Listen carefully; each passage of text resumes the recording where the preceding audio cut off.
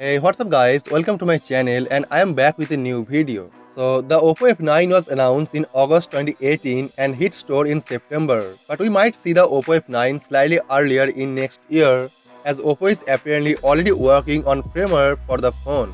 A new report claims Oppo F11 already developing process पे है और Oppo ऑफिशियली F11 को चाइना पे बहुत ही जल्दी लॉन्च करेगा और इसमें देखने को मिलेगा 93% screen to body ratio as compare to the Oppo F9 Pro. It's short the company had the development running smoothly and the same thing is happening again. यानी Oppo F11 के लिए सेम लॉन्च शेड्यूल फॉलो किया जाएगा जैसा Oppo F9 के लिए देखा गया था। हम सभी जानते हैं कि Oppo, Vivo and OnePlus same company से बिलोंग करती है, that's BBK electronics. And Vivo already Vivo V11 पे इन डिस्प्ले फिंगरप्रिंट स्कैनर को यूज किया है जो एक मिड रेंज कैटेगरी की स्मार्टफोन के अंदर आता है।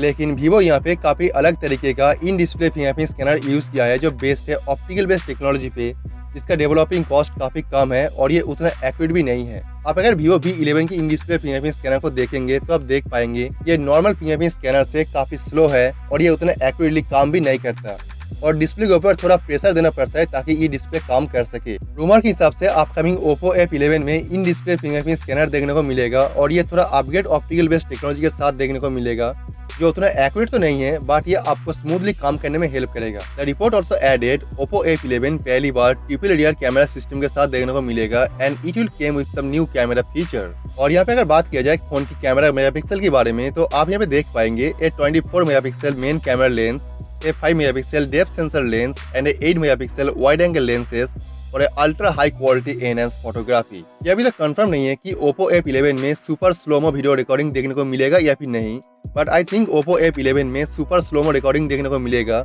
जैसे OnePlus 5T एंड OnePlus 6 में देखने को मिलता है। We haven't even had the Oppo F11 yet, but we are already hearing rumor about the Oppo F11। Rumour के हिसाब से Oppo F11 फीचर होगा 10 नैनोमीटर बेस स्नैपड्रैगन 710 प्रोसेसर के साथ में और स्नैपड्रैगन 710 प्रोसेसर काफी सिमिलर है स्नैपड्रैगन 800 सीरीज की तरह क्योंकि ये बेस्ड है 10 नैनोमीटर टेक्नोलॉजी के ऊपर और आपकी डिवाइस की परफॉर्मेंस को और भी इम्प्रूव करेगा और आप इस डिवाइस में एक हाई क्वालिटी परफॉर्मेंस देख पाएंगे। गाइस, यहाँ पे अगर बात किया जाए फोन की प्राइसिंग एंड फोन की लॉन्च डेट के बारे में तो Oppo F11 की प्राइस हो सकती है अप्रोक्स 25,000 रुपीज के आसपास, लेकिन डिवाइस की लॉन्च डेट के बारे में कोई भी इन्फॉर्मेशन ऑफिशियली अभी तक लीक नहीं हुई है। तो आप चैनल को सब्सक्राइब कर लीजिए और बेल आइकन को प्रेस कर दीजिए ताकि इसके बारे में जो भी नया अपडेट आएगा और जो भी नया न्यूज़ आएगा वो आपको मैं सबसे पहले इन्फॉर्म कर पाऊँ ताकि आप इस डिवाइस के बारे में सभी रिपोर्ट और सभी न्यूज़ सबसे पहले जान सके। So let me know your thought on this and I will see you guys tomorrow. Peace out.